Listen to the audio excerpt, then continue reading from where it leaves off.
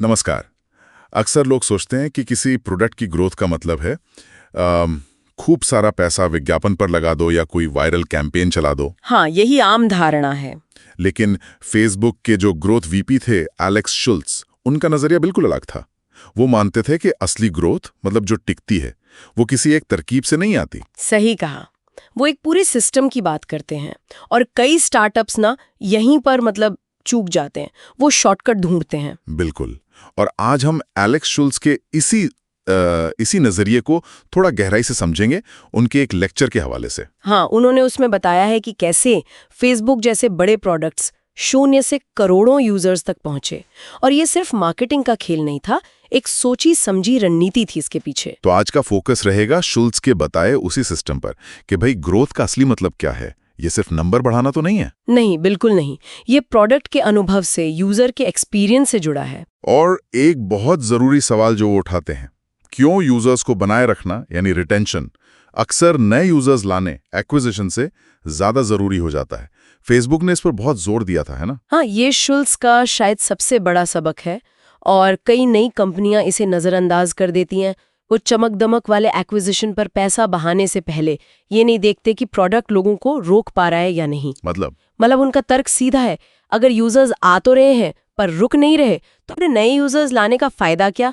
ये तो ऐसा हुआ जैसे किसी लीक होती बाल्टी में पानी भर रहे हों। हाँ, ये लीक होती बाल्टी वाली बात एकदम सही है, सोचने पर मजबूर करती है। फेसबुक का लक्ष्य सिर्फ साइन अप करवाना नहीं था, उनका मेन फोकस था लोगों को रोज वापस कैसे लाया जाए।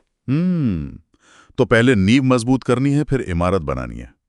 शुल्ट्ज ने इस पूरी प्रक्रिया को वो एक समीकरण में भी ढाला है शायद। हाँ, बिल्कुल। वो एक ग्रोथ इक्वेशन की बात करती हैं।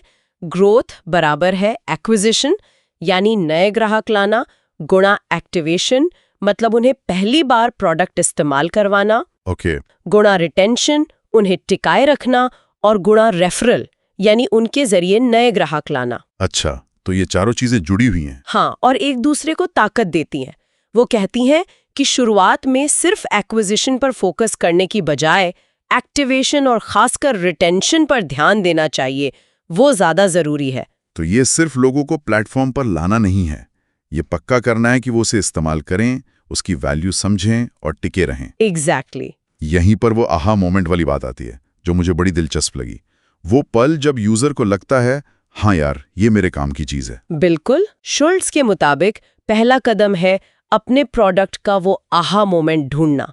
वो क्या चीज है जिससे यूजर को वैल्यू मिलती है। और फिर दूसरा कदम है नए यूजर को उस मोमेंट तक पहुंचने का रास्ता एकदम आसान बनाना, तेजी से पहुंचाना। फेसबुक का उदाहरण तो क्लासिक है इस मामले में। हाँ, वही। जब उन्होंने पाया कि जो यूजर्स शुरू के 10 दिनों में 7 दोस्त बना लेते हैं, उनके टिकने की संभावना बहुत बहुत ज्यादा होती है। और फिर उन्होंने पूरा प्रोडक्ट, पूरा ऑनबोर्डिंग फ्लो शायद उसी हिसाब से डिजाइन कर दिया। ये तो कमाल की इनसाइट थी। बिल्कुल। लेकिन सिर्फ आहा मोमेंट तक पहुंचाना ही काफी है? ये कैसे पता चलेगा कि लोग वाकई टिक रहे हैं लंबे समय तक? अच्छा सवाल है। इसके लिए शुल्ट्ज कोहॉर्ट एनालिसिस पर बहुत जोर देती हैं। कोहोर्ट एनालिसिस वो क्या होता है?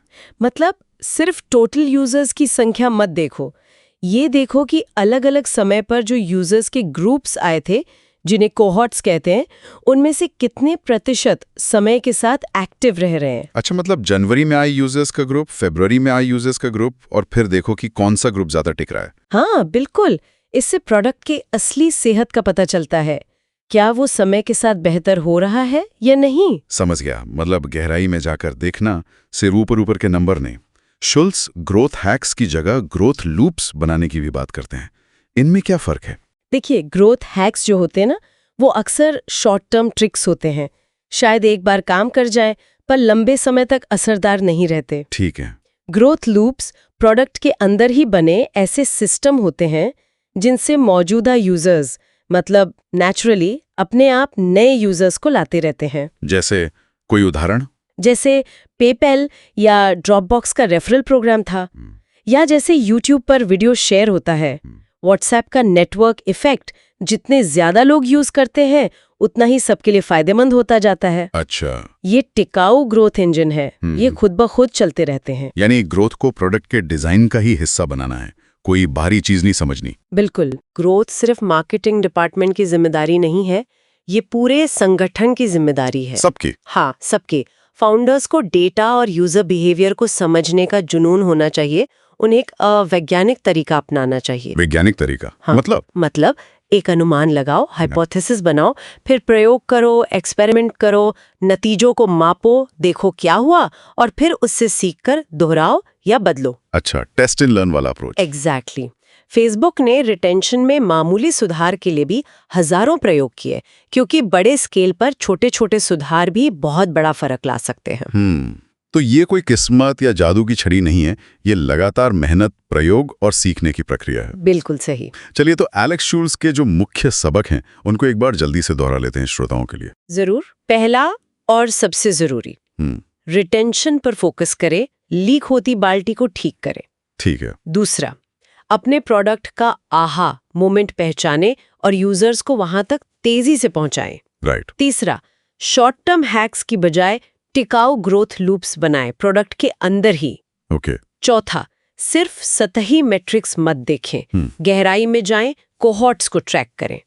और पांचवा, समझें कि ग्रोथ सबकी जिम्मेदारी है और इसके लिए एक वैज्ञानिक एक्सपेरिमेंट वाला नजरिया अपनाएं। बहुत बढ़िया। तो सार यही निकलता है कि एक कामयाब प्रोडक्ट बनाना और उसे फैलाना ये महज किस्मत की बात नहीं है, ये एक कला भी है और विज्ञान भी।